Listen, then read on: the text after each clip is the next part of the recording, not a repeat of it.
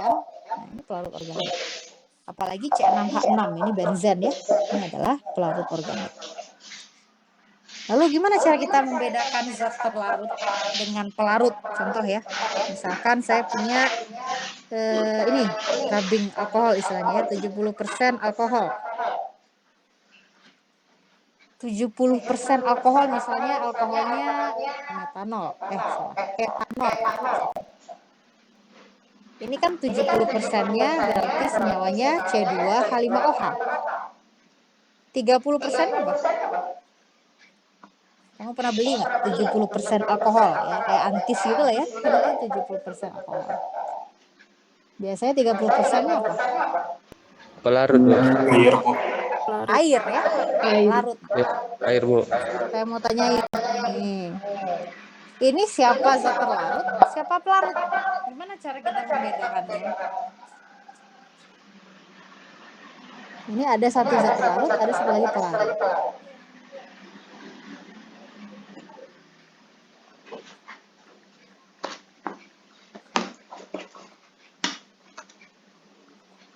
Ada yang punya ide nggak? Kalau misalkan kamu, ini contoh yang satu ya. Contoh yang lain misalnya. Contoh satu, kalau ini namanya sistem cair-cair, saya tulis ya. Ini sistem cair-cair, jadi cairan dalam cairan. Bisa juga padat dalam cair. Kalau padat dalam cair biasanya jelas ya. Misalnya kamu punya garam. NaCl kan? Masukin ke dalam H2O. Nah, kalau ini gampang. Ya pasti zat terlarutnya adalah NaCl, kan dia yang terlarut. Ya kan? Lalu H2O adalah pelarut. Kebalik saya. Pelarut H2O. Nah, ini mah gampang. Yang atas gimana?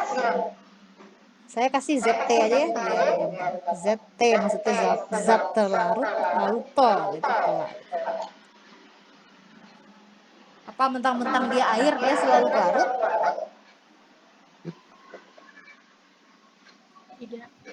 Tidak, gimana? Coba nih yang jawab tidak. Kalau daring nggak tahu saya namanya ya. Saya cuma lihat share screenan saya tadi. Tidak. Benar jawabannya loh. Tidak. Tidak harus air itu pelarut. Coba di follow up. Kenapa?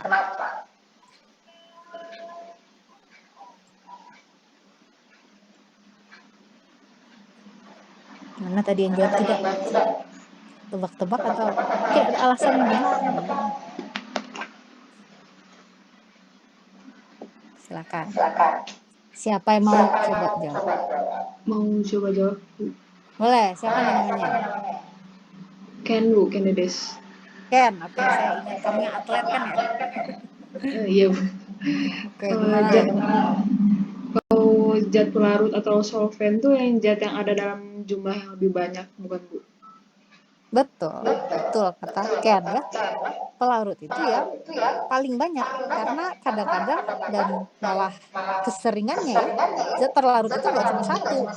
Misal kamu minum air yang ada garam NaCl, tapi terus ada garam yang lain, ada gula kan ya, misalnya bikin oralit tuh, itu pelarutnya kan air jelas.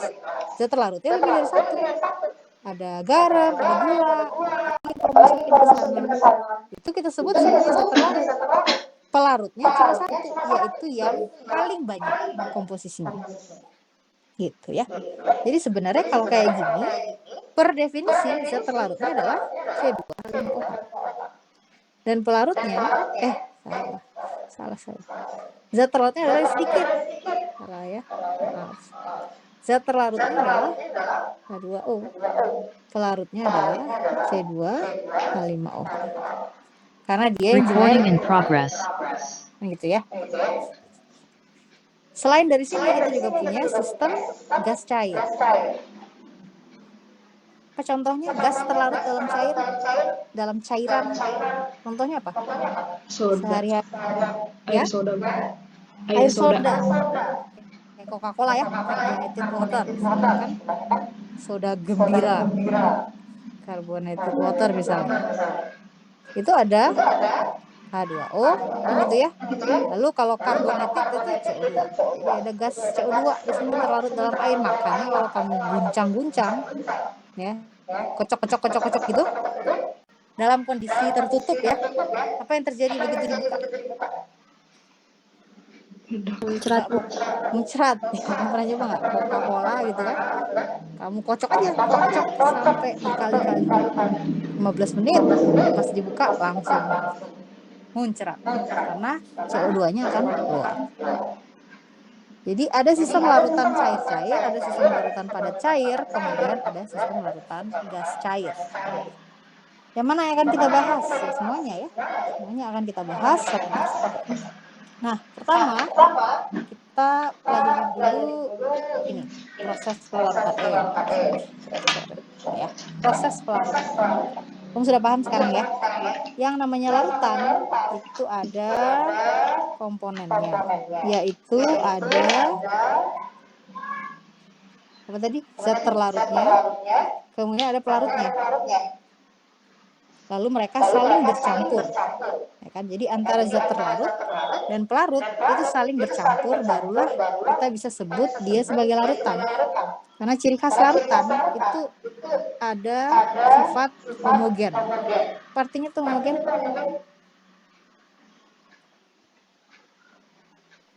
Satu jenis. Apa? Sama jenisnya. Iya, Bu. Iya, kayak gimana tuh maksudnya? Siapa nih? Ken lagi yang jawab. Gimana bedanya? Iya, Bu. Kan kamu pas, ya silakan. Jadi maksudnya zat homogen tuh zatnya sama gitu, Bu. Zatnya sama. Misalkan saya punya sistem yang lain ya. Kamu pasti udah kenal kan waktu SMA kan kemarin katanya sudah dapat kimia semua. Kan ada koloid ya. Ada juga kalau kita masukin padatan, tapi padatannya besar-besar, dimasukin ke cair atau padatan yang konsentrasinya tinggi seperti di Pocari Sweat itu ya. Kan itu konsentrasinya tinggi. Kalau kamu diamin lama-lama kan dia jadi keruh kan? Nah, itu sudah masuk ke sistem koloid. Atau kalau padatannya lebih besar lagi, misalnya pasir dimasukin ke dalam H2O, lalu entah gimana bisa bercampur sebentar, nggak lama lalu terpisah lagi, itu suspensi namanya kan. Ingat kamu ya, mudah-mudahan. Kalau larutan, dia homogen, dia tidak akan menjadi keruh ya. Zat terlarutnya tidak akan tiba-tiba bergabung satu sama lain lalu terpisah, ada nggak seperti itu. Itu adalah fenomena yang kita amati karena adanya homogen. Nah, homogen itu tadi sama ya, yang namanya homogen biasanya artinya sama. Sama itu apa definisinya? Sama komposisinya, jadi identik lah ya, identik komposisinya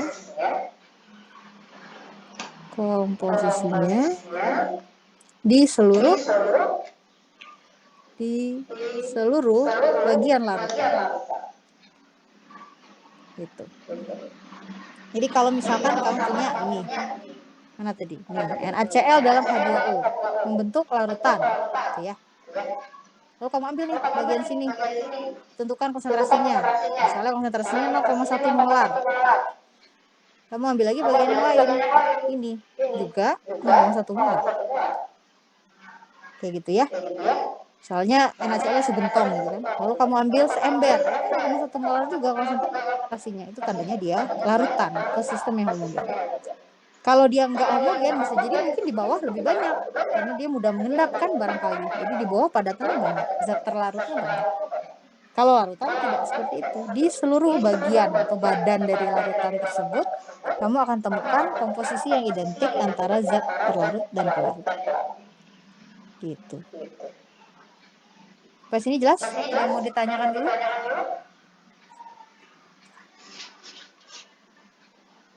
Jelas ya, memang masih gampang. Tidak mungkin ini keluar ujiannya.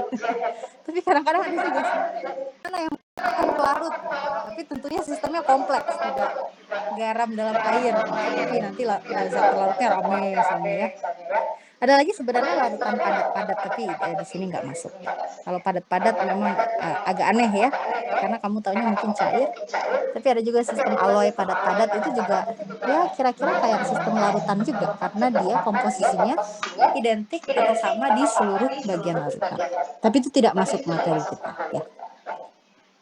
Oke. Nah, sehingga tadi kan kata kuncinya dia homogen.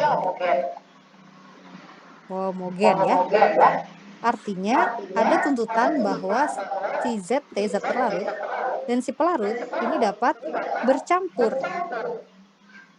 Dapat bercampur atau ada yang sebut istilahnya saling melarutkan, atau kalau kamu baca textbook ya, miscible. Miscible kayak gitu. Dapat bercampur atau saling melarutkan. Nah, tentu tidak semuanya bisa saling bercampur ya. Contohnya apa yang nggak bisa bercampur? Yang kamu tahu. Apa ditambahin apa tuh dia nggak mau nyampur? Minyak dan air, Bu. Minyak dan air. Nah, minyak dan air. Minyaknya apa? Misalnya bimoli gitu.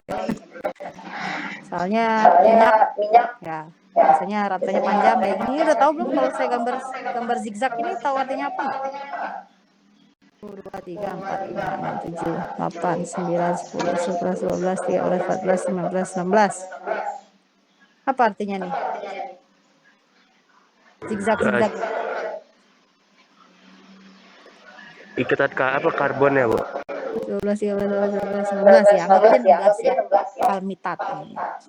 Iya, ini karbon ya. Jadi nanti di organik kita belajar. Oh, tapi kamu udah sama Pak Robi yang belajar organik. Ini setiap ini adalah karbon. Jadi ini CH3, ini CH2, ini CH2. Nanti Pak Robi orang organik, jadi tentunya akan mengajarkan kamu dengan lebih detail.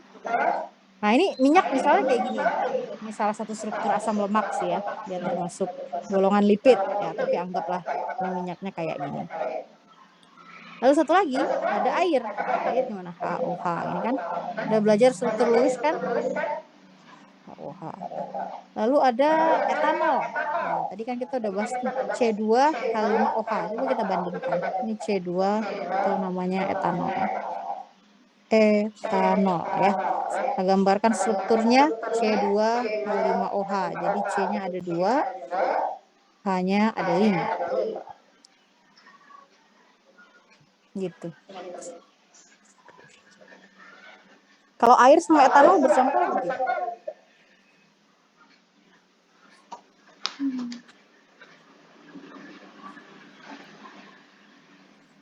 Bisa, Bu. Dicampur. Bisa ya? Buktinya ada antis kan? Kalau nggak nyampur, nggak bisa jualan antis atau ya merek-merek yang lain. Jadi ini dia akan bisa bercampur dengan ini. Nih, coba ya saya kasih panah ini dan ini, dia oke, bisa bercampur. Tapi kalau misalkan ini saya ganti panahnya warna hijau, ini dan itu, dia nggak bisa bercampur. Kan gitu, itu pengamatan sehari-hari kita ya. Minyak dan air, dia nggak bercampur, air dan etanol bisa bercampur. Nah, pertanyaan saya, kamu sudah belajar kimia 1A kan? Kenapa? Apa yang membuat dua zat itu bisa saling bercampur, sedangkan dua zat yang lain tidak bisa bercampur? Polar sama non-polar. Iya, kamu lihat dari sifatnya ya. Dari sifatnya. Pertama, kemiripan sifat. Misalnya dia sesama polar, maka dia bisa saling bercampur. Dia sesama non-polar. Salah ya, kalau ini bingung nanti. Maka polar dia akan suka bercampur dengan yang polar juga. Yang non-polar dia akan bercampur dengan yang non-polar juga. Kemiripan sifat itu akan tercapai kalau ada kemiripan struktur. Kemiripan struktur. Oke ya. Secara mikroskopis ya, secara molekular, secara mikroskopis, sebetulnya harus ini ada interaksi. Ada interaksi yang disukai. Misal, tadi antara HOH dengan CH3 ya. CH3, CH2, OH. Interaksi apa yang mungkin terjadi?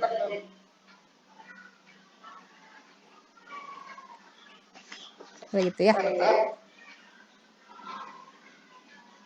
Antara dua molekul ini, interaksi apa yang mulai terjadi?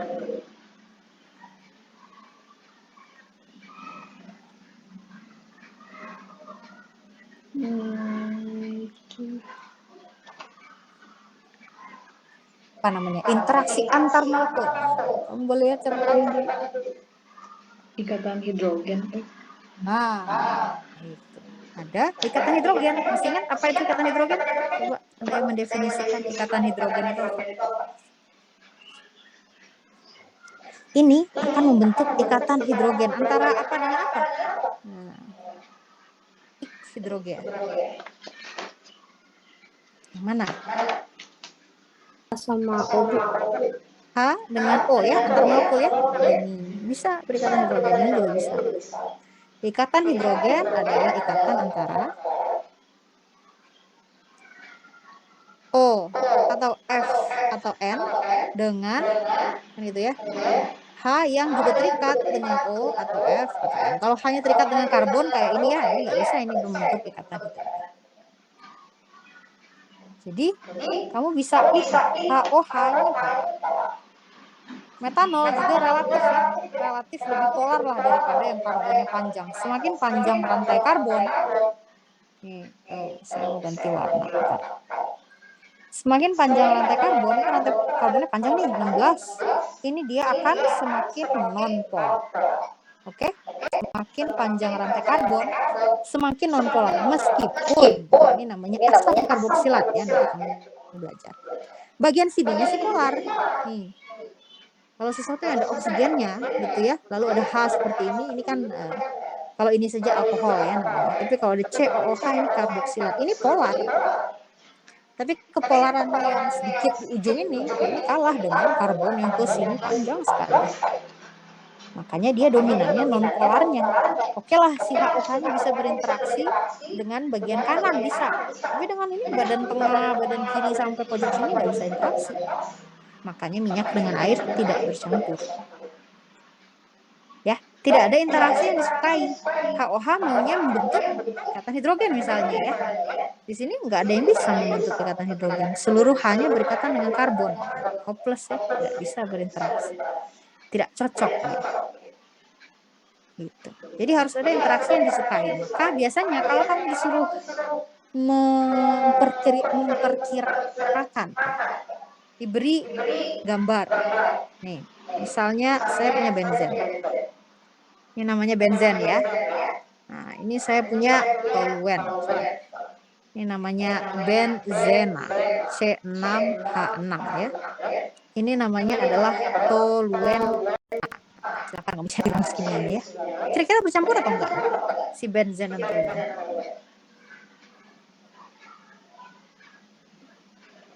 Kamu diminta memperkirakan ya. Tadi sudah saya kasih tahu pokoknya dia saling larut kalau sifatnya mirip, kalau strukturnya mirip ya. Tentu kalau sifatnya mirip ini akibat strukturnya mirip ya.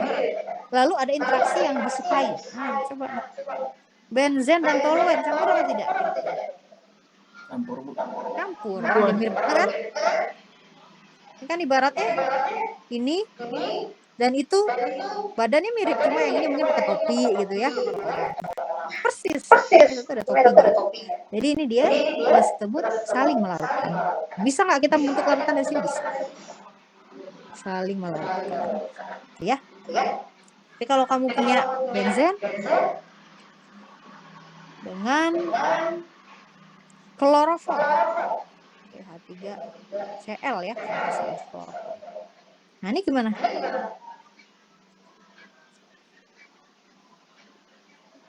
Saling melarutkan nggak kira-kira? Kalau kloroform kalau nggak salah ya, C3Cl bener kan? Gimana? Kira-kira saling melarutkan atau tidak?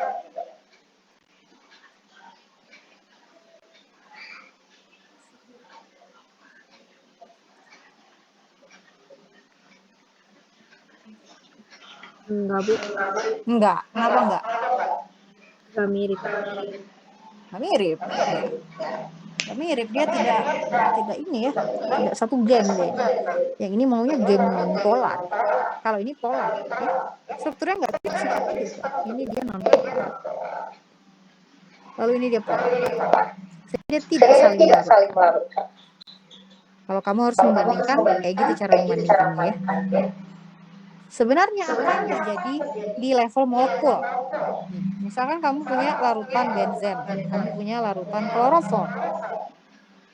Ini adalah benzen ya. Nah, jadi di dalam sini kamu akan temukan banyak molekul benzen, kan gini ya. Dan seterusnya. Saya cuma gambar sebagian, tapi ya dia ada banyak lah. Di sini ada CH3Cl, CH3Cl, CH3Cl kan gitu ya. CH3Cl ini CH3-nya saya tulis satu aja, tapi tentu dia gitu ya, punya tangan ke sana 3 buah. Apa yang terjadi sehingga dia tidak saling campur? Interaksi antara sesama benzen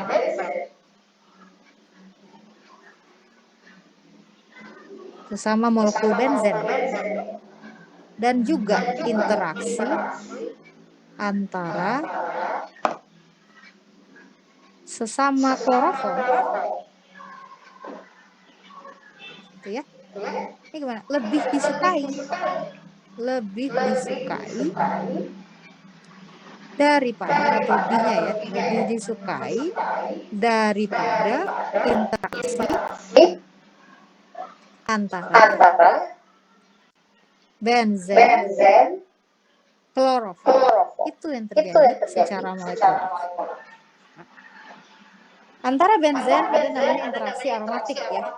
Ini istilahnya adalah interaksi aromatik stacking misalnya ya. Interaksi aromatik bahasanya adalah stacking cincin. Stacking, bukan stalking ya, stacking cincin. Biasanya bentuknya kayak gini, ada cincin aromatik, di atasnya ada cincin aromatik lagi. Ini gambarnya jelek sekali, saya ulang ya. Ada aromatik, mana dia? Ini. Nah, kan gitu ya. Gitu. Oh, di bawahnya ada lagi. Saya gambar dengan warna yang lain. Nanti mereka akan berinteraksi. Nah, gitu. Dempet-dempetan ya. Dempet-dempetan atas bawah. Gambar saya kurang bagus. Tapi kamu bayangkan sendiri. Saya tidak jago menggambar atas dan bawah. Interaksi aromatik ya. Kemudian ada CH3Cl ketemu dengan CH3Cl yang lain. Ini interaksi apa? Interaksi senyawa polar-polar namanya tuh. Ingat? Interaksi, ini kan polar ya. Senyawa polar tadi udah saya tulis di sini. Senyawa polar. Apa namanya interaksi antar senyawa yang polar?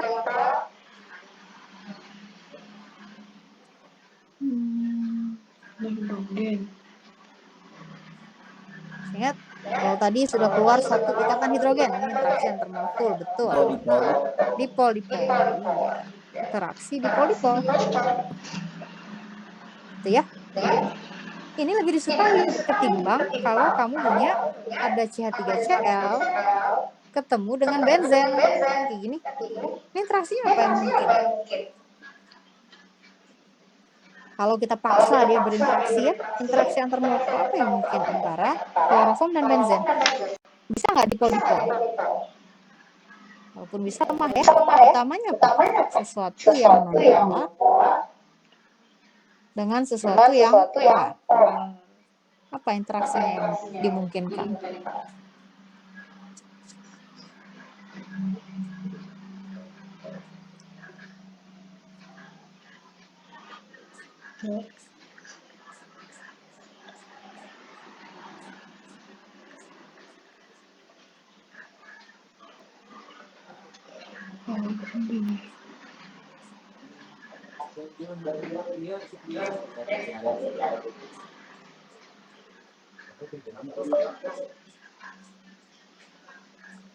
Apa kira-kira? Ini yang dominannya karena dia non-polar ya. Kalau interaksi non-polar namanya apa? sesama non-par.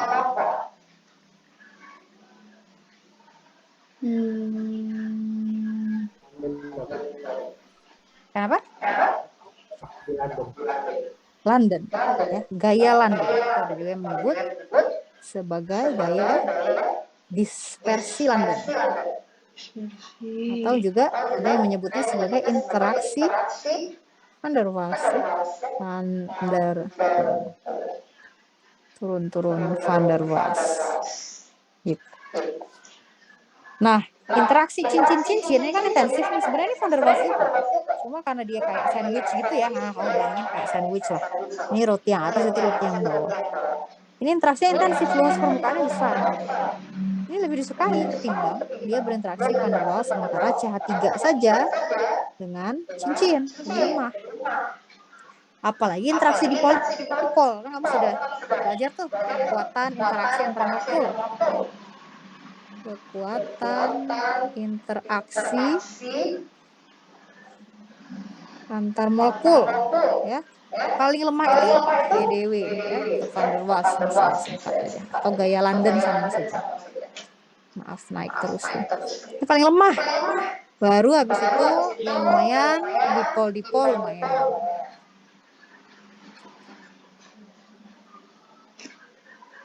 Dipol lumayan. Kemudian ion dipol ini lebih lumayan lagi. Ikatan hidrogen dulu ya.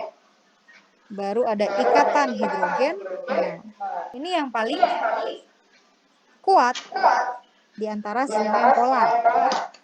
Lalu kalau ada yang ion, misalnya Na+, nah itu nanti dia lebih kuat lagi. Baru yang paling kuat itu ion nih. Antara Na+ dengan Cl-, nah ini paling kuat. Jadi kalau kita lihat, yang ini van der Waals, yang ini dipol. Pasti dia tidak mau ya. Dia tidak mau melepaskan interaksi yang dia sudah nyaman, ya, sudah suka kayak gitu. Harus mundur menjadi interaksi yang lebih lemah, dia tidak mau. Sehingga yang kita amati secara fenomenologis, dia tidak bisa bercampur. Interaksi sesama benzen dan interaksi sesama lebih disukai daripada kalau dia harus bercampur. Sifatnya berbeda, strukturnya berbeda, interaksinya jadi lebih lemah kalau dia bercampur. Maka dia tidak mau bercampur.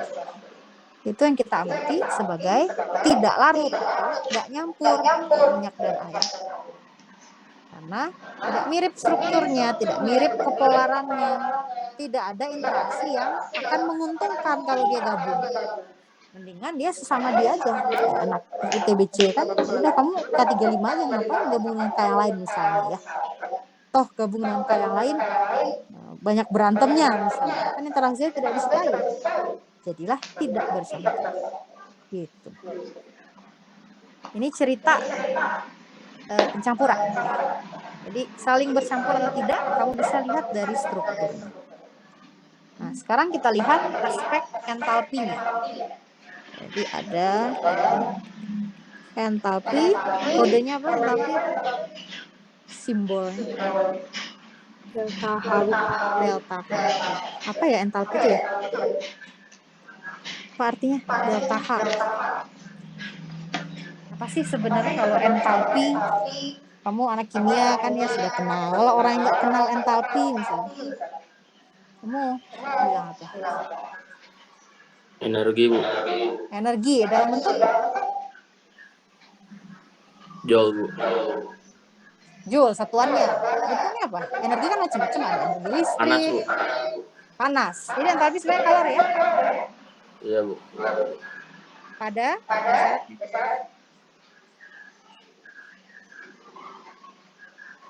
karena kalau kalor pada yang lain nanti dia jadi delta E.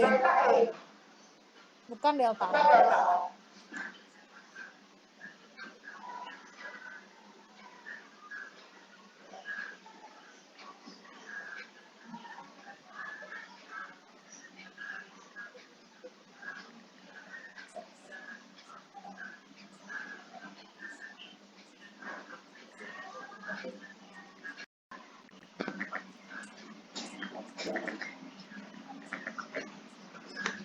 Kalor pada, ingat nggak? Ada syaratnya. Q. bla bla bla itu sama dengan delta K. Tapi Q itu juga bisa sama dengan delta E. Makanya ada dua jenis kalorimeter, ada yang bom, ada yang coffee cup. Ingat? Mana yang ini sama saya udah tulisin Q. Yang atas delta H, yang bawah delta E. Bedanya apa?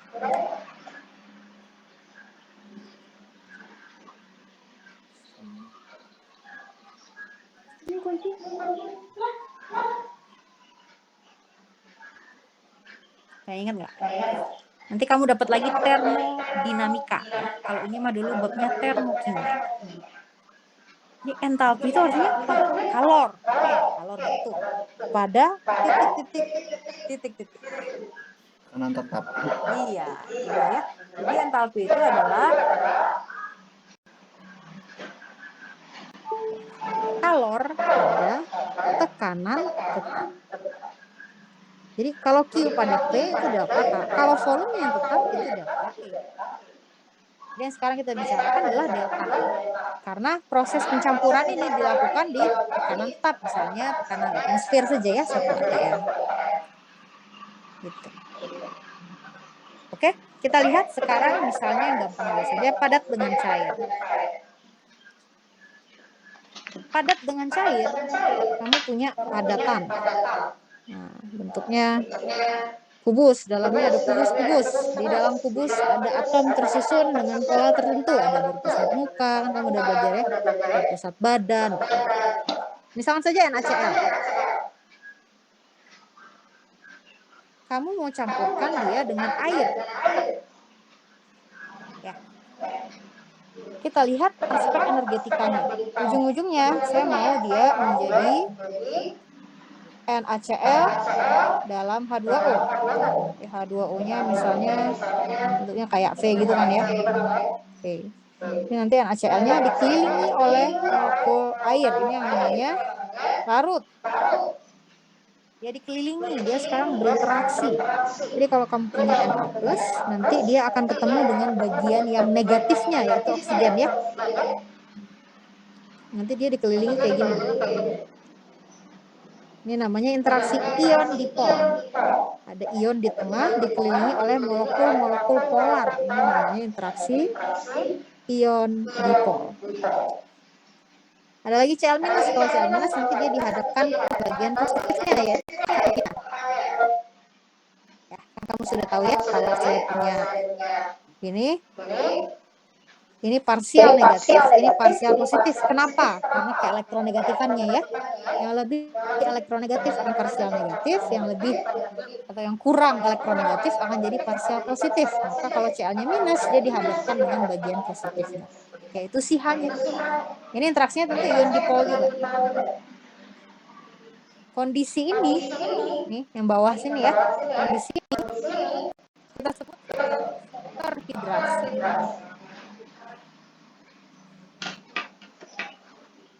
Hidrat itu air ya. Atau kalau pelarutnya secara general ya, tidak harus air, disebut dia kondisi tersolvasi. Solvated, hydrated, dan solvated ya. Artinya apa? Si zat terlarut dikelilingi oleh molekul pelarut. Itu yang namanya tersolvasi. Tentu dikelilingi dalam artian ada interaksi ya. Zat terlarutnya di tengah, diapit, dikelilingi oleh molekul-molekul pelarut. Ini namanya tersolvasi, berarti dia bisa larut. Dia akan membentuk interaksi ion dipol. Nah, tapi ingat, kita balik lagi ke atas ya. Ceritanya NaCl tadi misalnya bentuknya solid. H2O bentuknya liquid ya. Sekarang dia harus bercampur sehingga ini kondisi yang kayak gini biasanya kita simbolkan dengan tulisan Na+ aquos. Sedangkan si Cl-nya adalah Cl- aquos. Jadi kalau kamu lihat ion minus positif ya, ion atau anion lalu ada tulisan aquos, tandanya dia dikelilingi oleh air atau terlarut, terhidrasi, atau secara general kalau untuk pelarut solvent apapun ya, tersolvasi. Ini ada tahapannya dulu. Kalau kita lihat secara energetika ya. Pertama NaCl itu harus terurai dulu. Karena kan dia mau dikelilingi nih oleh air.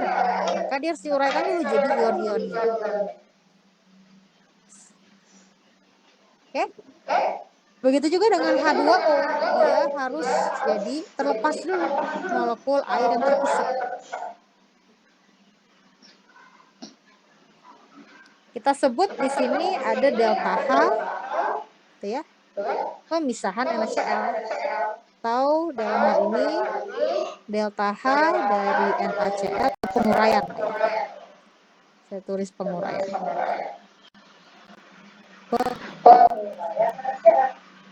Lalu di sini ada delta H penguraian H2O.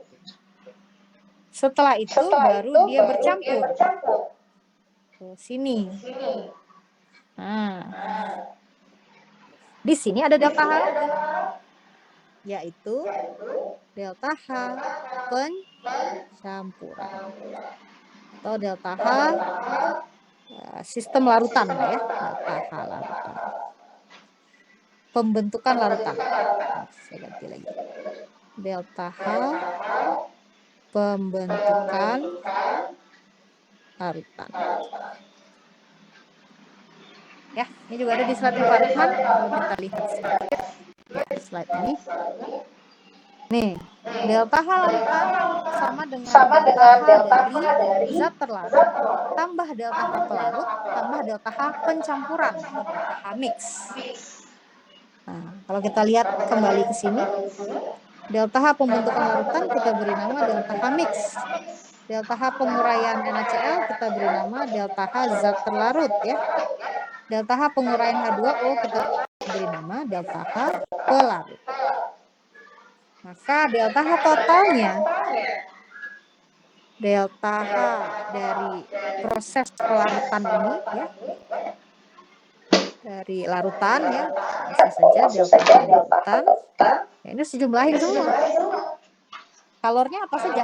Ada kalor penguraian zat terlarut, ada kalor penguraian pelarut, tambah ada kalor pembentukan larutan, pencampurannya ya, mix. Jadi tandanya gimana? Bisa positif, bisa negatif, bisa macam-macam. Tergantung angka-angka ini. Nah, sekarang penguraian NaCl. Ini kira-kira butuh energi atau menghasilkan energi? Menghasilkan energi. Menghasilkan. Diuraikan NaCl-nya. Negatif ya? Setuju? Setuju, Bu. Setuju. Yang lain mana?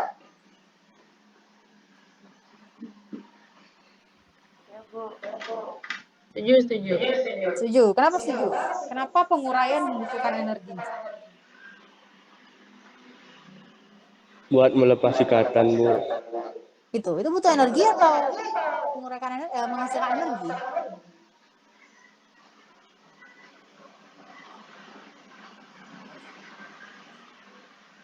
Kamu mutusin ikatan biasanya butuh energi atau menghasilkan energi?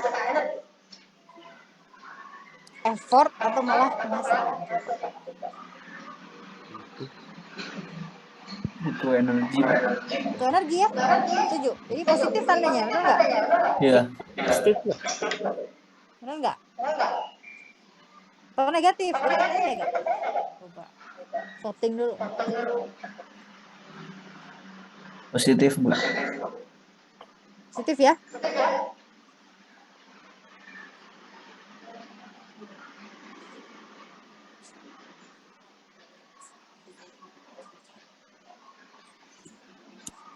Positif ya? Gimana dengan delta H pelarut? Delta H penguraian H2O. Menghasilkan energi. Penguraian H2O menghasilkan energi, berarti negatif juga.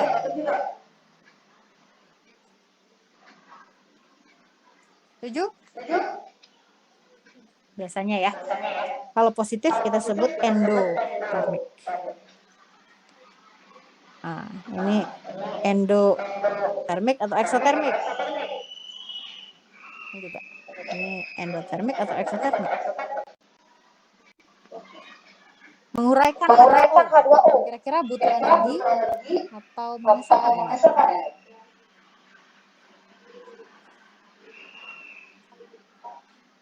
Membutuhkan. Butuhkan. Enggak.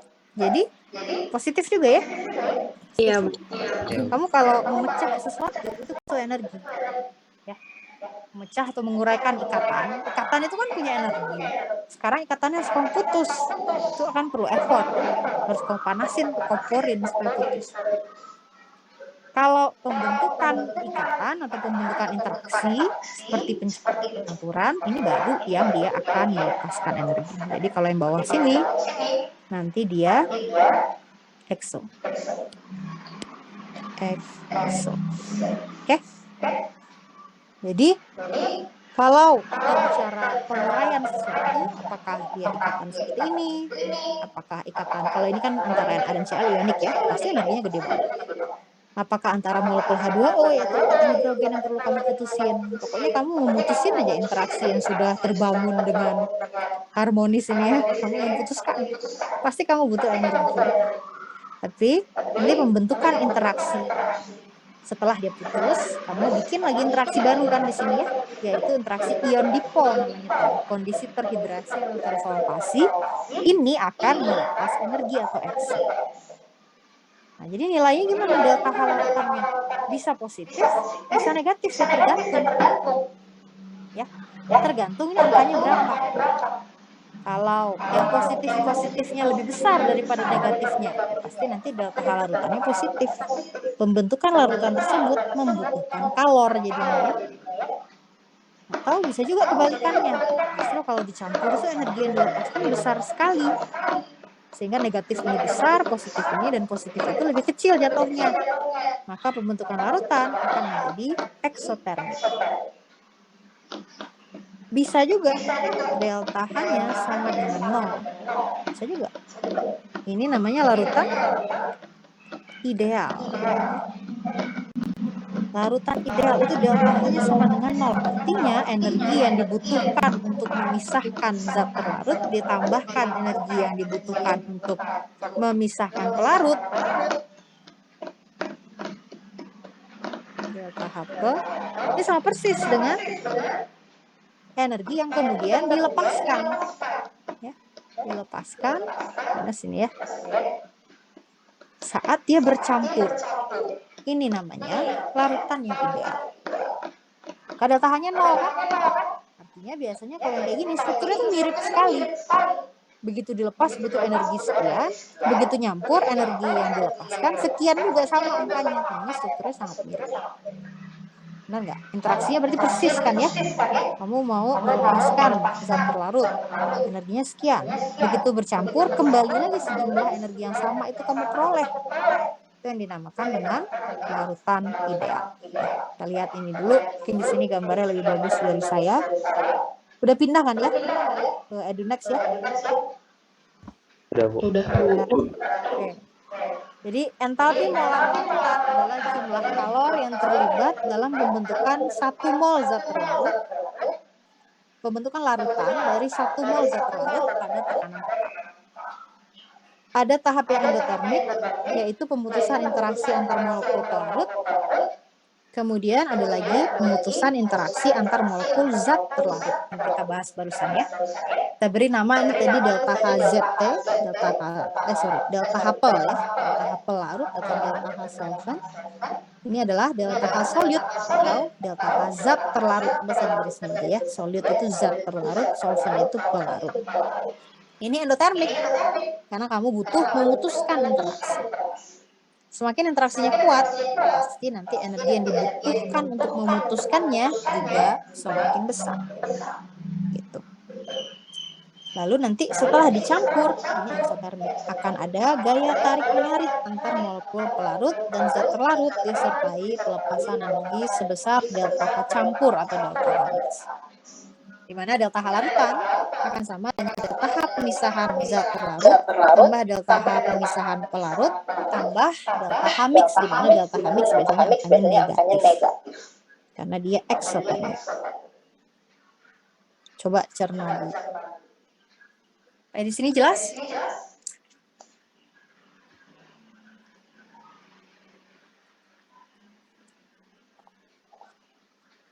Nah, sehingga bisa delta H-nya tuh 0, larutan ideal tadi yang saya bilang ya. Jadi kalau dijumlah angkanya 0, artinya perubahan entalpi endotermik sama persis dengan negatifnya eksotermik. Maka di sini kita beri dia nama larutan ideal. Dan seterusnya kalau dia kecil 0 berarti yang endotermiknya tentu lebih kecil daripada yang eksotermik. Kalau dia besar 0 berarti dia endotermiknya lebih besar. Artinya kalau kamu mau larutin, kamu harus panasin taruh di kompor. Karena secara entalpi dia require energy ya. Dia membutuhkan energi baru mau dia membentuk tadi istilahnya 1 mol zat terlarut dalam larutan tersebut. Itu yang namanya entalpi pelarutan. Contoh. Nah, yang cair, yang padatnya ada nggak? Nah, ini tadi ya. Ini gambar yang bagusnya. Kalau gambar saya tadi yang simpelnya ya. Tadi saya cerita apa? Saya punya padatan. Kalau di sini dia beri padatannya padatan KI. KI ya. Kemudian ada air pure, air murni. Maka si KI harus berubah dulu jadi K plus gas dan I minus gas. Ini persis seperti yang tadi kita berikan contohnya. Kalau tadi si Na plus gas dan Cl minus gas ya. Mereka harus berpisah dulu. Si airnya juga biasanya harus berpisah dulu. Tapi biasanya nilai air menjadi molekul air yang terurai itu jauh lebih kecil dibandingkan KI yang harus dipecah menjadi K plus dan I minus. Sehingga kadang-kadang diabaikan. Ya, bisa diabaikan. Nanti setelah mereka bercampur, baru terjadi proses hidrasi, di mana ion-ion dalam bentuk gas akan dikelilingi oleh molekul air terbentuk interaksi ion dipol dan terbentuk kondisi terhidrasi. Ini akan melepaskan energi besarnya minus 16-19 katanya. Oke lah. Maka nanti kamu bisa hitung berapa delta-H-nya. Kalau ini butuh energi untuk melepas plus 632. Begitu bercampur dilepas minus 619. Berarti energinya nanti plus 13 kJ per mol. Inilah delta H dari pelarutan KI dalam air. Jadi artinya supaya KI-nya bisa larut dalam air, diperlukan panas dari lingkungan. Endotermik ya, dia butuh kalor sebesar 13 kJ per mol. Per mol siapa? Per mol KI yang terlarut. Oke? Nah, perlu kamu ingat, dulu pernah belajar nih, energi Kisi. Pernah dengar nggak? Pernah kan ya? Energi Kisi. Delta H zat terlarut, pernah dengar kan? Biasanya energi Kisi itu nilainya yang eksotermik ya, nilainya negatif. Didefinisikan energi Kisi itu sebagai energi yang dilepaskan saat ion-ion dalam bentuk gas membentuk padatan garam. Jadi nilainya negatif semua. Sehingga delta H solute atau delta H zat terlarut itu sama dengan minus energi Kisi. Kita pindahkan ke handout kita ya. Nih. Untuk kasus padat cair, kita balik sini. Ini NaCl jadi Na plus Cl minus, ini kan ada kaitannya dengan energi Kisi sebenarnya. Ingat? Jadi energi Kisi ya tergantung textbooknya sih. Tapi kalau di Brady itu yang kita pakai, energi Kisi itu didefinisikan dari sini ke situ. Dari, bentar, pulpen saya tidak keluar ini ya. Dari sini ke situ. Didefinisikan sebagai energi Kisi. Atau delta H lattice. Bahasa Inggrisnya. Atau mungkin pakai bahasa Indonesia EK gitu ya. Terserah ya. Didefinisikan energi Kisi sebagai energi yang dilepaskan saat ion-ion dalam bentuk gas membentuk padatan dalam bentuk solid energi Kisi. Maka tentunya delta HZT ini kan arah kebalikannya nih sama dengan negatif energi Kisi. Saya tulis di sini ya. Delta HZT atau kalau slide tadi namanya solute sama dengan negatif energi lattice atau Kisi. Sedangkan begitu dia bercampur, ini kan prosesnya tadi namanya adalah hidrasi. Ya, Sehingga diberi nama delta H mix itu sama dengan delta H hidrasi. Ini istilah-istilah aja ya. Sehingga kalau kita balikkan lagi ke rumus yang ini, maka delta H larutan itu sama dengan delta H zat terlarut minus delta H kisi atau lattice ya. Minus delta H kisi.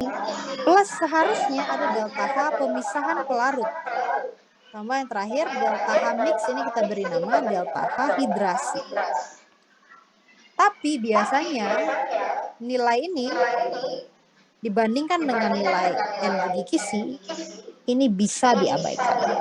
Contoh, kamu punya uang 1 miliar misalnya, harus ditambahkan dengan uang 1.000 perak.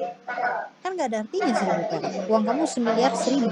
Paling kamu kasih ke Pak Oga ya di pengkolan pas sekolah. 1.000 kan nggak ada artinya kalau uang kamu 1 M. Begitu juga dengan kasus ini ya.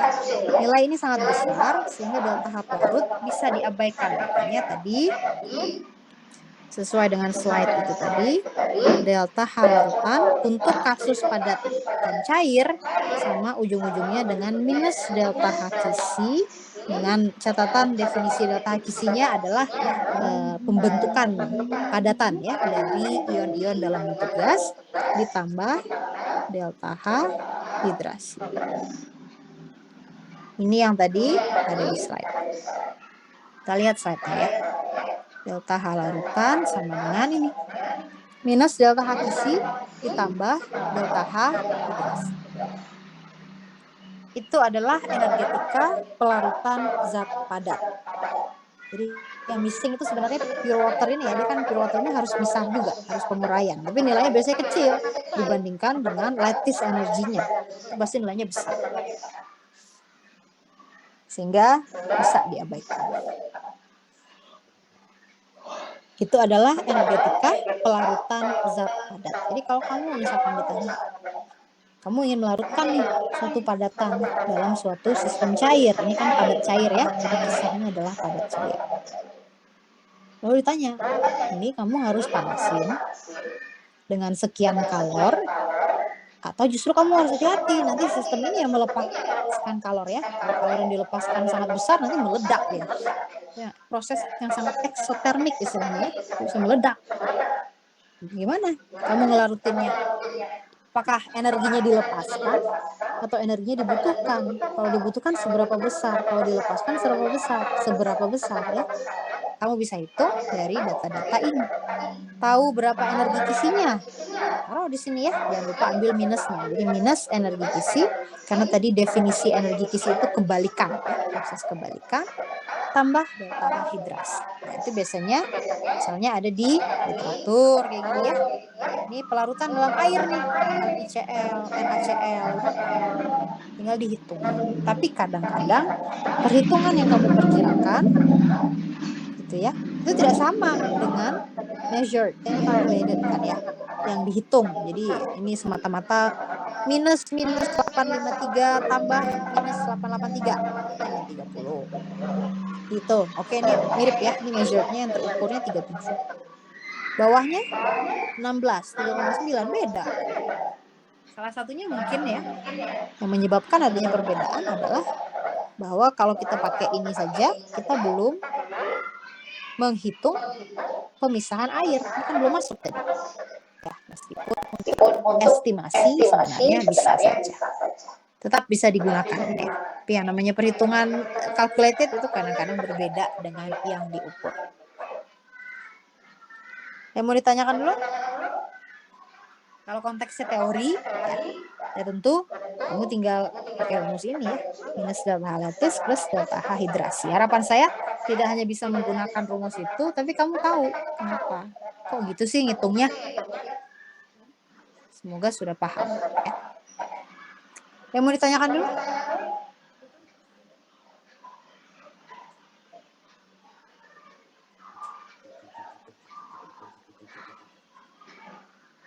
Jadi nanti kita lihat latihan selanjutnya ya.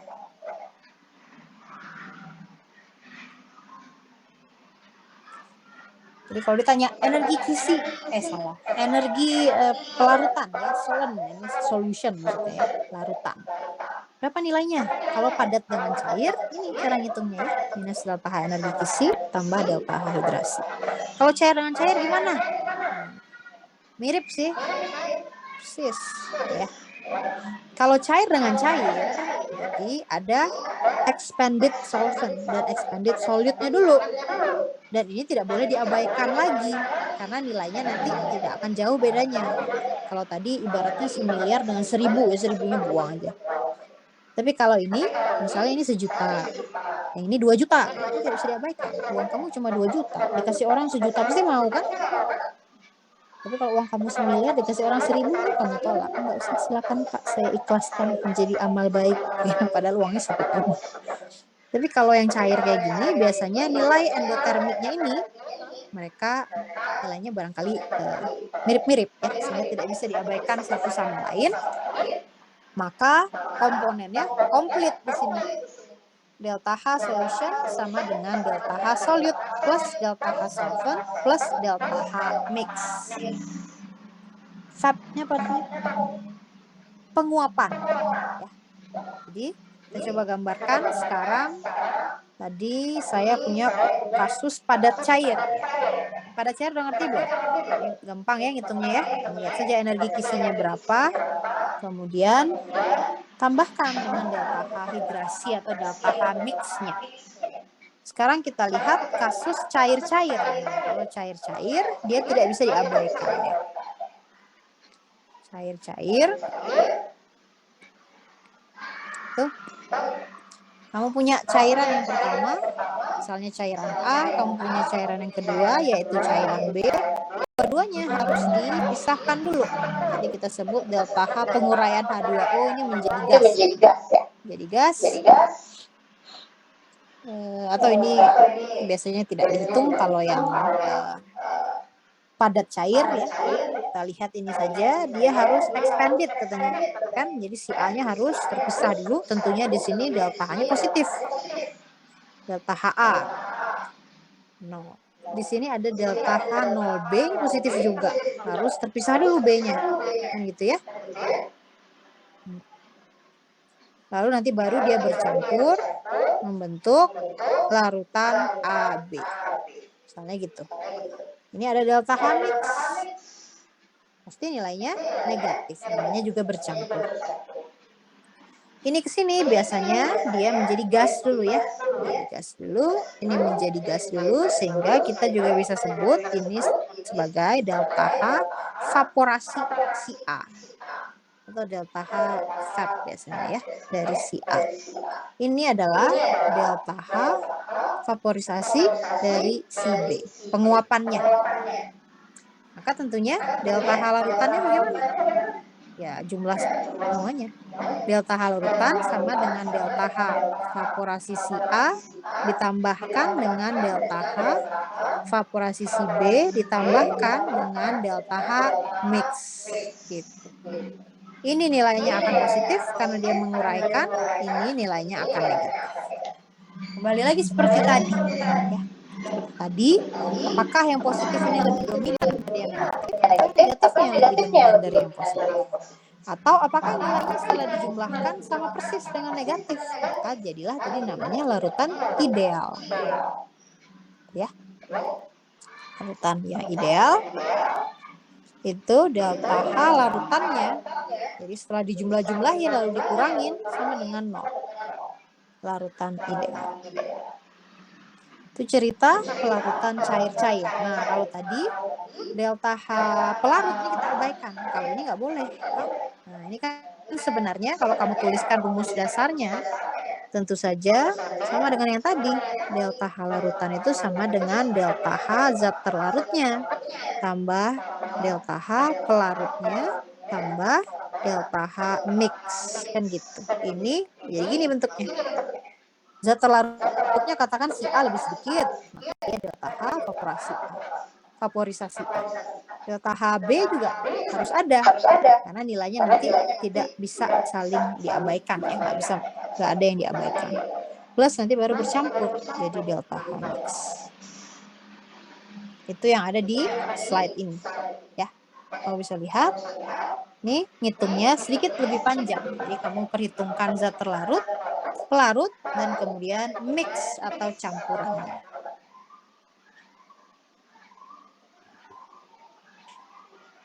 Gitu. Silahkan, ada yang mau tanyakan dulu?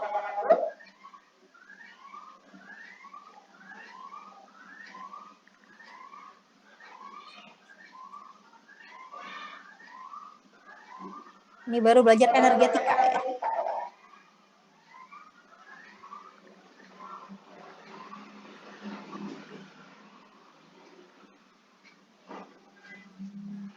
Itu kalau dia cair dan cair ya.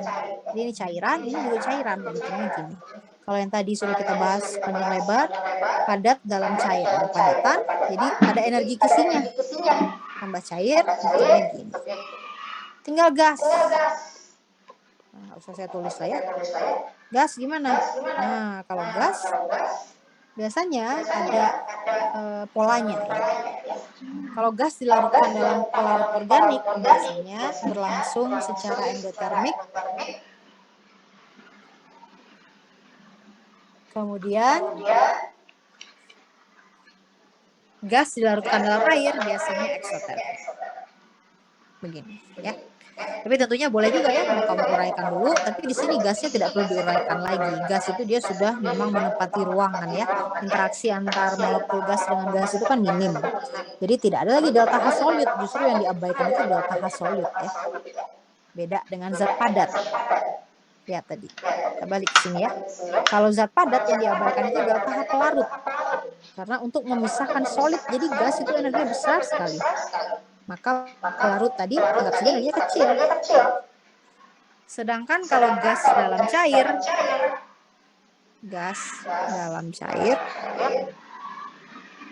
itu ya, gas dalam cair. Nah ini gas ini tidak perlu lagi dipisahkan, karena bentuknya sudah gas. Paling yang harus dipisahkan itu si pelarutnya. Jadi misalnya air ya, maka harus dipisah dulu. Ada ekspansi pelarut atau penguraian interaksi dalam pelarut. Penguraian interaksi dalam pelarut. Baru nanti dia bergabung, gasnya masukkan ya ke dalam pelarut. Ada lagi di sini delta H mix. Nih, situ setelah diuraikan nanti ada kok keluar ini. Bentar. Ini adalah delta H mix. Ini ekspansi tentu saja delta H pelarut. Ya, delta H0 pelarut tentu nilainya positif. Delta H mix nilainya negatif. Yang tidak ada itu delta H dari zat terlarut, jadi kurang lebih bisa diabaikan atau ya sama dengan 0 boleh juga ya, karena dia sudah terurai, makanya diuraikan lagi. Namanya dia sudah gas ya, maka nanti delta H larutannya akan sama dengan delta H si pelarut tambah delta H mix. Jadi yang diabaikan justru delta H zat terlarutnya karena dia sudah terekspansi, sudah terpisah-pisah karena dia gas. Gitu. Jadi ada polanya ya, katanya kalau dalam pelarut organik biasanya endotermik, dalam air biasanya eksotermik. Kemudian ada konsep kelarutan. Kelarutan biasanya didefinisikan sebagai massa zat terlarut dalam gram dibagi dengan 100 gram pelarut. Ini namanya larutan jenuh ya. Larutan jenuh itu larutan yang sudah hampir mau mengendap, larutan jenuh. Nah, ada juga efek temperatur pada kelarutan. Zat padat. Sebenarnya kamu bisa lihat, ini ada datanya ya. Ada beberapa zat padat yang mungkin polanya sesuai dengan ekspektasi kamu. Semakin tinggi temperaturnya, semakin mudah larut. Kita lihat dulu grafik ini. Grafik ini sumbu Y-nya adalah jumlah gram yang terlarut di dalam 100 gram pelarut. Jadi gram zat terlarut dibagi 100 gram pelarut. Ini adalah sumbu Y. Artinya apa? Misalkan kita ambil si table sugar ini ya. Ini adalah gula dapur. Yang ini. Pada suhu 30 derajat ya. Sumbu X-nya suhu. Pada suhu 30 derajat kalau kita naik ke sini, ada sekitar misalnya berapa nih? 250 gram gula yang bisa kamu larutkan ke dalam 100 gram air sebelum dia nanti mengendap, sebelum dia jenuh. Tapi kalau kamu naikkan suhunya misalkan sampai sini, ya, sampai suhu sekitar 62 ya barangkali ya, 60, kamu terusin ke atas di sini, naik. Jadi tadi cuma 250, sekarang bisa kamu larutkan sampai 300 gram zat terlarut di dalam 100 gram air. Aku mau naikin lagi, naikin sampai 100 derajat air mendidih ya. Suhu air mendidih, kalau air mendidih, kamu lihat. Ini kesana ya, sukrosa kan ini nih. Ini sukrosa. Kamu lihat 100 derajat ke atas, maka kamu bisa melarutkan hampir 500 gram gula di dalam 100 gram air. Ini berarti polanya adalah pola endotermik ya. Semakin kamu naikkan suhunya, semakin tinggi kelarutannya, semakin banyak zat terlarut yang bisa dilarutkan oleh si air dengan jumlah air yang tetap, yaitu 100 gram. Berarti ini pola endotermik kalau dia naik.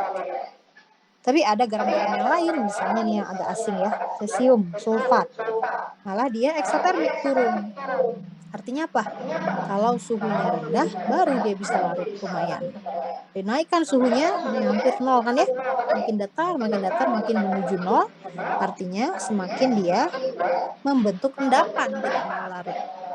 Ini kan sumbu Y-nya tadi gram yang terlarut di dalam 100 gram air. Kalau ini 0, nggak ada yang larut.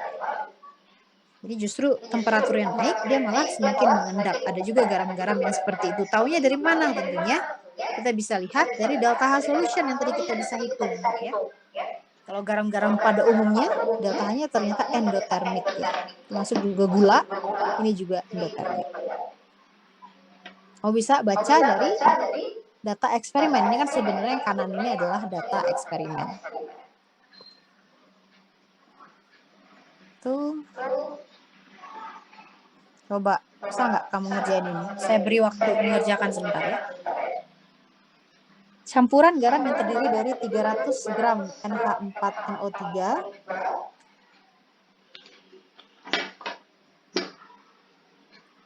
dan 200 gram NaI dilarutkan dalam 100 gram air pada 60 derajat Celcius.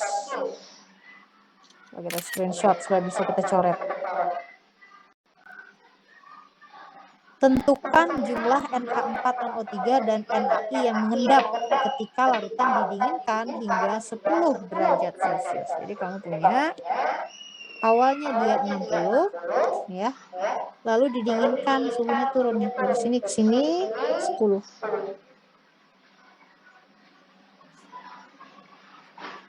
Tentukan NH4NO3 dan NaI yang mengendap. Saya beri waktu 5 menit. Kelamaan ya. Halo, ini Coba dengan aja. siapa? Iya, halo.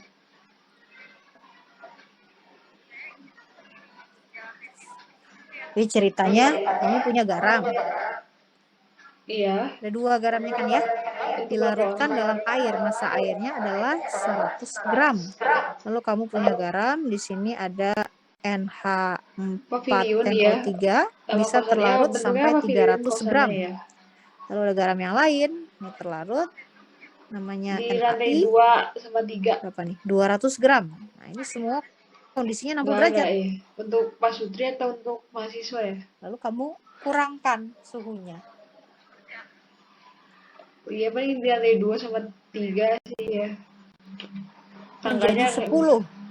Kamu tahu ini tadi garam-garam yang endotermik ya. Ini suhunya menurun, garam-garam yang pelarutannya endotermik. Iya.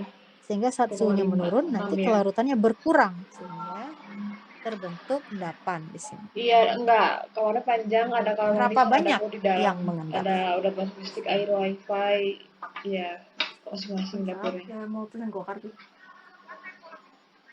pesen go-kart. Oh, boleh nanti tetenya WA saya aja dulu ya.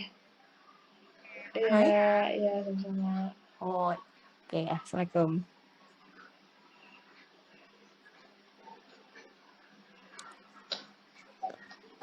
Kita lihat ya.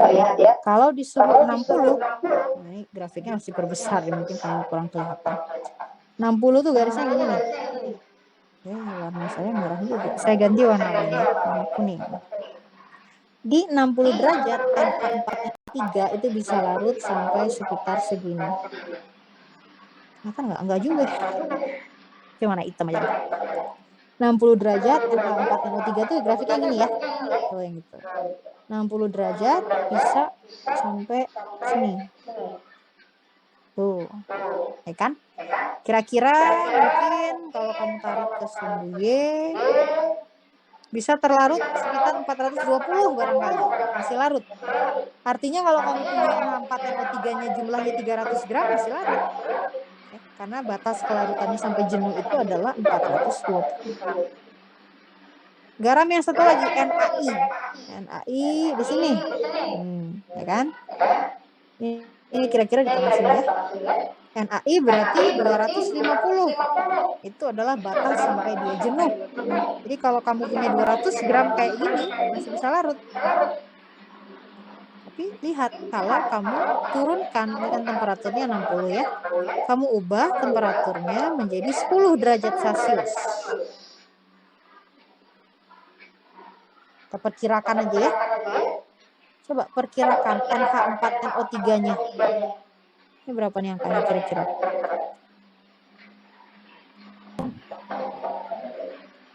Berapa?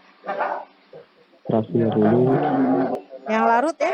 Yang larut kira-kira barangkali 150. Ya ini kan perkiraan aja ya. Lalu NaI-nya yang bisa terlarut tentunya aquosnya, maksudnya nanti dalam bentuk ionnya ya. NaI mana? Ini dekat sini juga nih, tapi lebih tinggi dikit ya. Katakanlah 160 misalnya. Ini yang bisa larut. Maka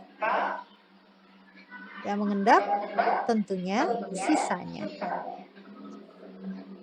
NH4NO3 yang mengendap sama dengan tadinya dia ada 300 yang bisa larut. Sekarang yang bisa larut tinggal 150. Berarti yang mengendap nanti 150 gram.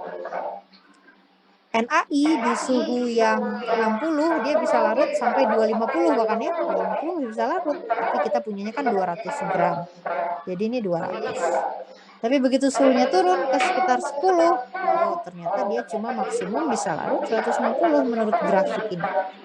Ini adalah kelarutan ya. Sumbu Y-nya. Maka nanti tersisa 40 gram akan mengalami pengendapan. Keluar nanti dia ya, di bawah larutan sini kamu akan temukan padatan putih barangkali warnanya. Sebanyak sekitar 150 gram NH4NO3 dan 40 gram NaI. Begitu didinginkan, kelarutannya berkurang. Tandanya dia endotermik ya. Dia membutuhkan kalor, makin banyak kalor makin larut. Kalor berkurang makin mengendap. Paham sampai di sini?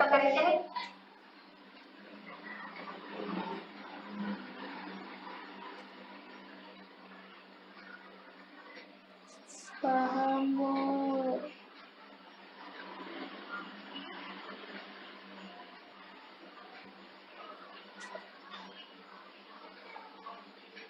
Yang mau ditanyakan dulu?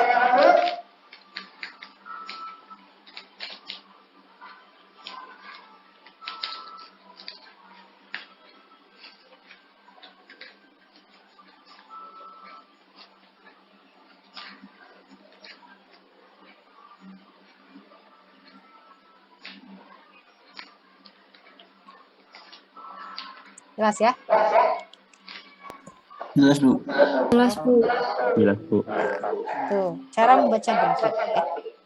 Itu latihan sedikit. Kita lanjutkan. Efek temperatur pada kelarutan gas. Nah, ini juga ada polanya. Jadi kalau gas itu ada polanya ya.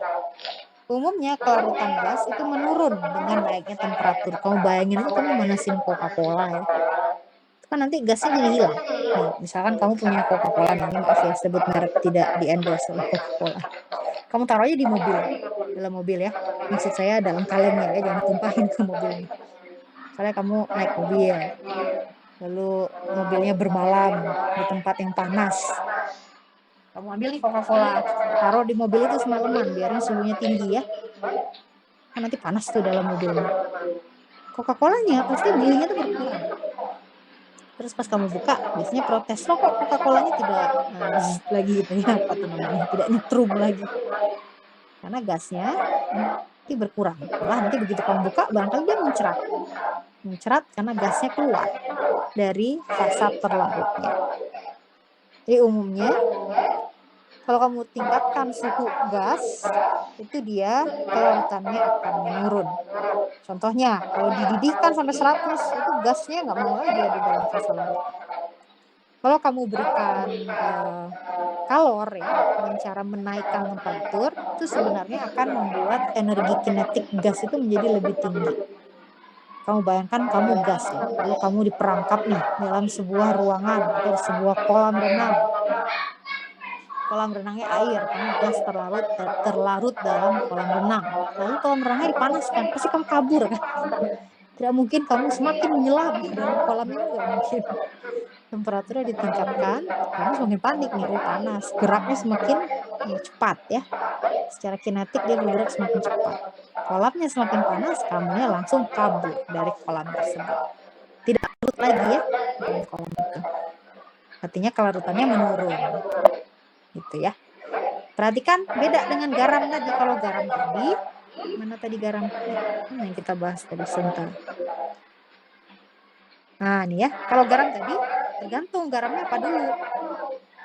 Rata-rata sih kalau naik suhunya, kelarutannya juga naik karena sifatnya adalah membutuhkan kalor ya keanggotaannya. Tapi ada garam-garam tertentu yang mungkin ideal, dia tahannya 0 sini ya barangkali. Ada juga yang turun, justru dia tidak suka kalau kalornya naik. Kelarutannya menurun kalau temperatur tinggi. Itu kalau zat padat ya, macam-macam. Tapi kalau gas, biasanya umumnya, terutama gas-gas umum yang kamu temukan dengan kehidupan sehari-hari ya, dalam kehidupan sehari-hari atau dalam dunia kimia dasar gitu ya, kan ini umum. Biasanya kalau temperatur naik, gasnya itu akan cepat kabur. Karena gas itu kan dia terpisah ya, dia tidak terikat gitu. Interaksinya minim, gas itu kan seperti single gitu ya, tunggal, nanti dia bisa bergerak dengan kecepatan tertentu, ada energi kinetik tertentu, makhluk tunggal, energi kinetik tertentu, semakin dipanasin, semakin cepat energinya, semakin cepat geraknya, dia akan semakin tidak larut, tidak air. Gitu, PLTA dibangun air sungai nanti ya. Saja. Nah, kita pindah dulu ke hukum Henry. Hukum Henry menyatakan konsentrasi gas dalam cairan tertentu berbanding lurus dengan tekanan parsial gas di atas larutan. Saya tuliskan di sini. Kita gas cair ya, masih membahas gas cair. Di sini. Nah, jadi delta H-nya tadi delta H pelarut plus delta H mix, kamu bisa tentukan dari sana. Kemudian tadi apa? Umumnya, saya tulis dulu ya. Umumnya, kelarutan gas menurun gitu ya. Dengan peningkatan temperatur.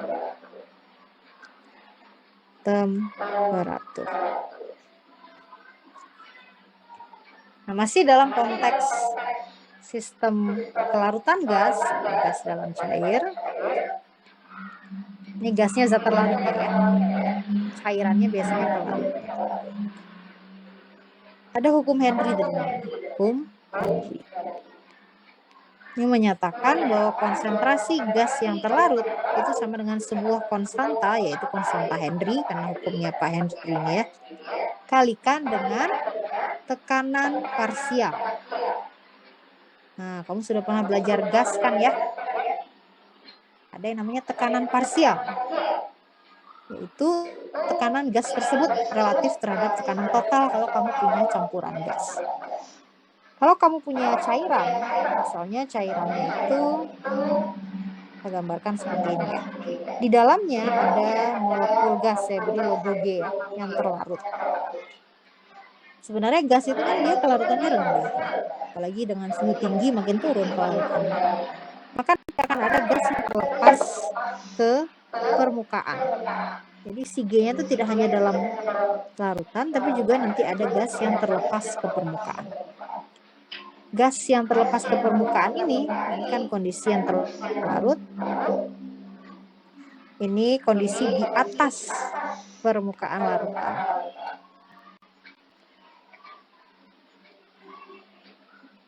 Begitu ya. Gas yang ada di atas ini nanti akan memberikan tekanan. Ini yang kita namakan dengan tekanan parsial dari si gas G itu. P parsial dari gas G. Kalau di sini ada bermacam gas, misalnya ada CO2, lalu ada N2, lalu ada entah apa lagi gitu ya. Maka semuanya nanti akan mengalami hal yang seperti ini. Maka di atas larutan, di permukaan larutan, kamu akan menemukan ada tekanan parsial kontribusinya tadi apa? CO2 gitu ya. Ada pula tekanan parsial kontribusinya N2 dan seterusnya. Nah, menurut hukum Henry, konsentrasi gas yang terlarut itu sama dengan sebuah konstanta dikalikan dengan tekanan parsial dari gas tersebut di atas permukaan larutan. Kalau kamu plot, ini C, ini P, tekanan parsial. Ini C yang terlarut ya. Tadi kodenya apa di sini?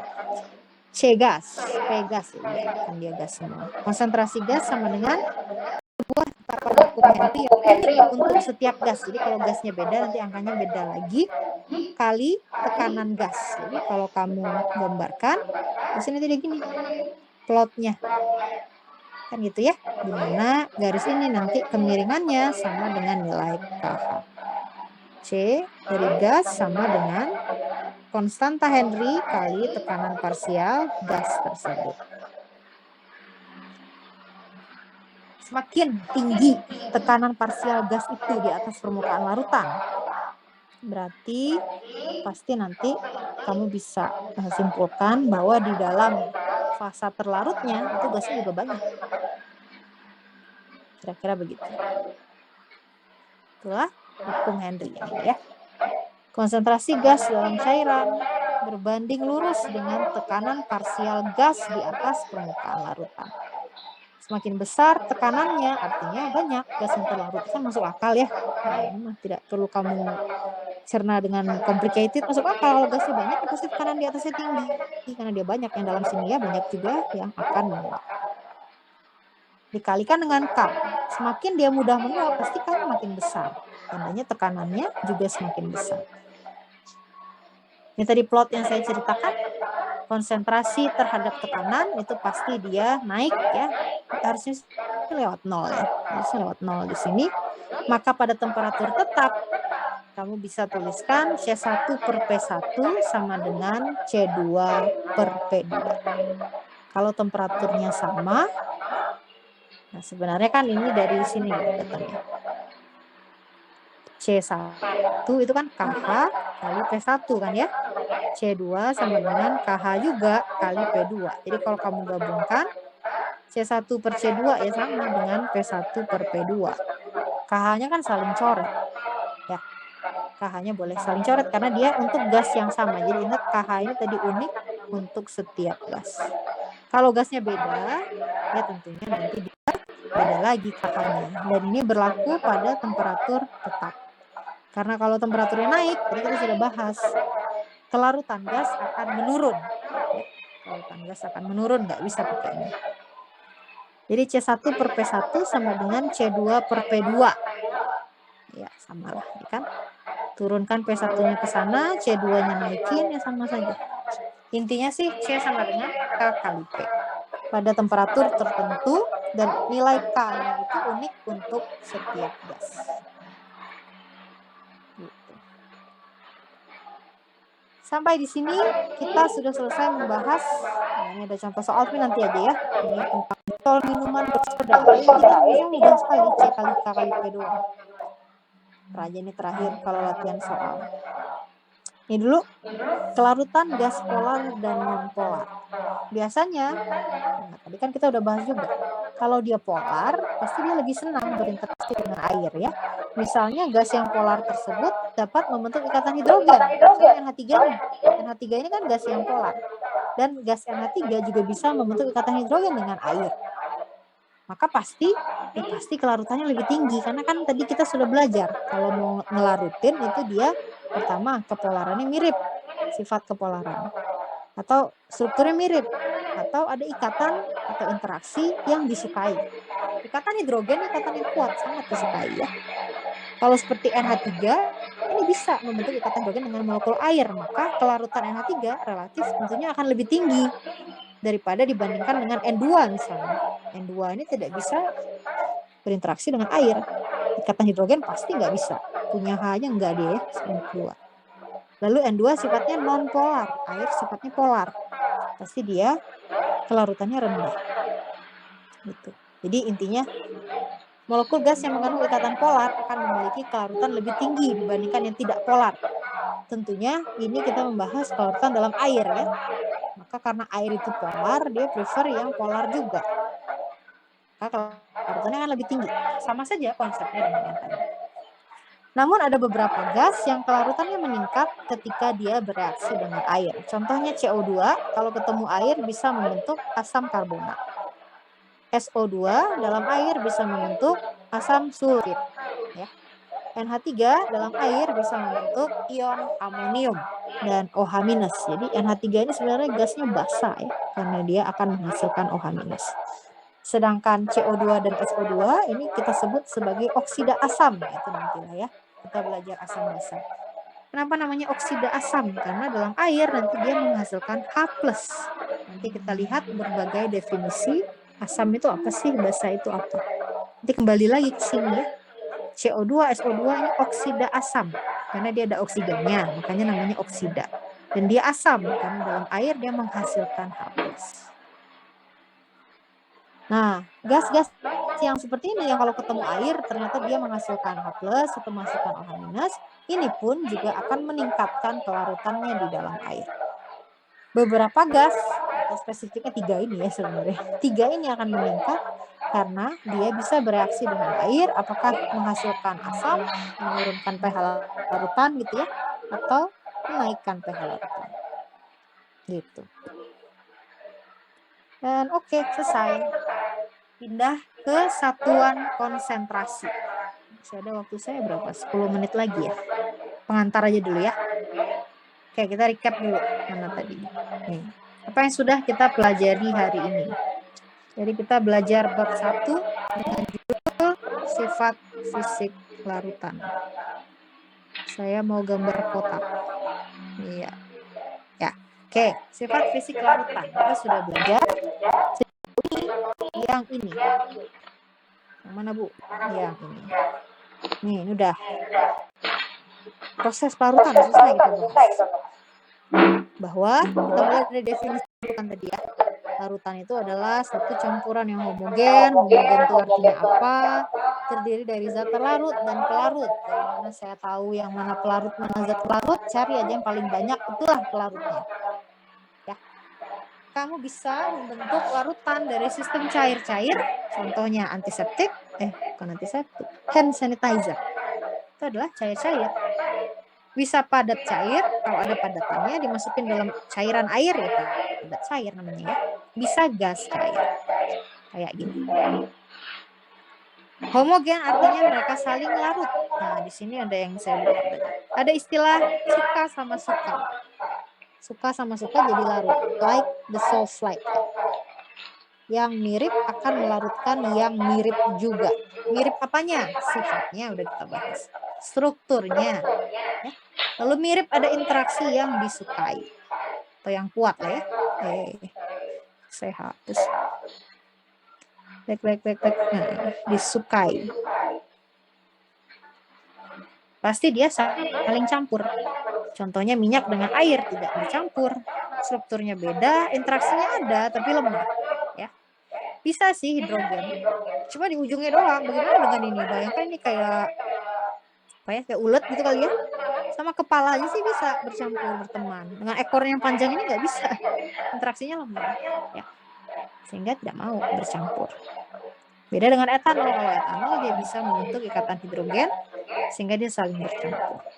Maka kamu bisa tadi memprediksi ya. Prediksi, saya tuh sampai 14. 40 ya. Sampai sini aja ntar. Dikit lagi. Kalau strukturnya mirip, jadi cluenya ini ya, strukturnya mirip. Saling melarutkan. Sifatnya mirip ya, strukturnya aja mirip. Pasti sifatnya mirip. Kalau strukturnya tidak jelas kemiripannya, apalagi sifatnya berbeda, yang satu non polar, yang satu polar, dia tidak saling melarutkan. Secara makroskopis ini yang kita lihat, nggak mau menyampur ya. Secara mikroskopis artinya adalah ini interaksi antar sesama benzen yang merupakan stacking tadi ya, interaksi aromatik itu lebih disukai, dan juga interaksi dipol-dipolnya ya, terutama ini interaksi dipol-dipolnya kloroform itu lebih disukai ketimbang kalau dia harus bercampur membentuk interaksi van der Waals saja. Maka dia tidak mau bercampur. Apa untungnya untuk saya gitu ya? Interaksinya lemah. Mendingan saya dengan teman saya saja. Kita happy ya membuat sandwich atau membuat interaksi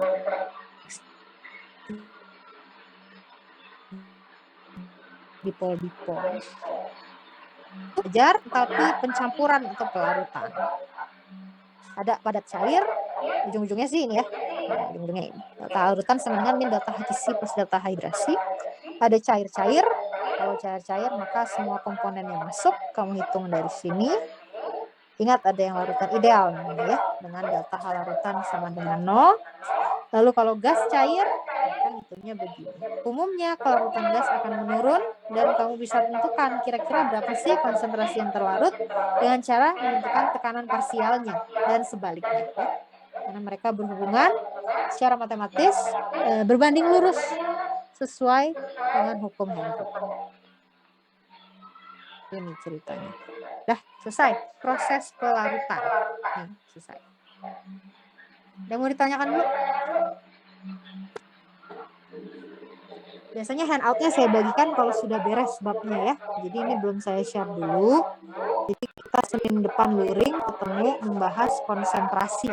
Bagaimana sih cara menyatakan konsentrasi atau kepekatan ya. Konsentrasi di sini maksudnya bukan konsentrasi tidak meleng kemana-mana, bukan gitu ya. Konsentrasi maksudnya adalah kepekatan. Ini larutannya seberapa pekat sih zat terlarut di dalamnya. Itu ada beberapa cara untuk menyatakan konsentrasi larutan. Lalu setelah tahu konsentrasi, kamu bisa menentukan sifat-sifat koligatif, misalnya suhu, berapa titik didih, ya, titik didih, kemudian titik beku, tekanan uap, dan tekanan osmosis. Nanti 4. Sifat koligatif, penurunan, titik beku, kenaikan, titik didih, kemudian penurunan,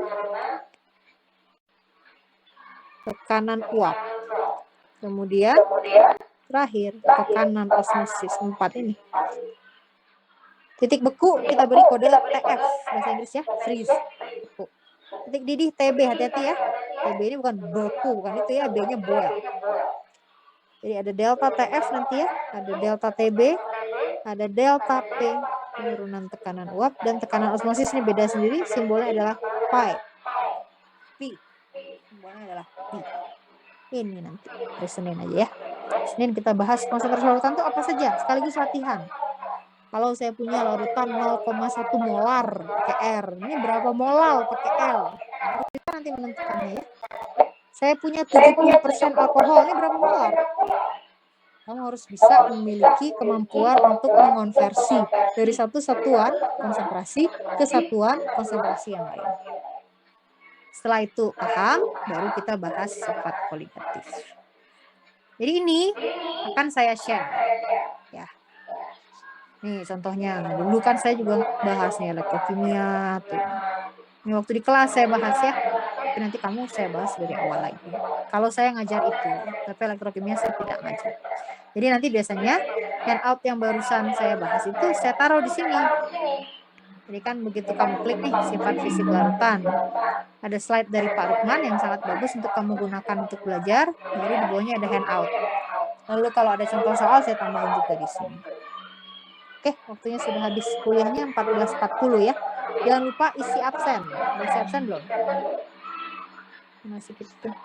Udah, Bu. Udah, Bu. Udah ya. Bu, absennya cuma 1 kali, Bu. Oh iya ya, yang satu lagi harus saya bikin juga ya. Yang tutorial ya? Iya, Bu. Oh ya udah saya aktifin dulu sampai jam 15 berapa? 59 dulu. Ya tutorial sih, tapi kita kuliah aja ya. Tutorialnya nanti aja kalau materinya udah bisa ditutorialkan. Kalau sekarang kan materinya masih awal-awal, jadi nanti dulu tutorialnya. Oke, coba isi lagi, Pak. Silakan. Saya buka sampai jam 4.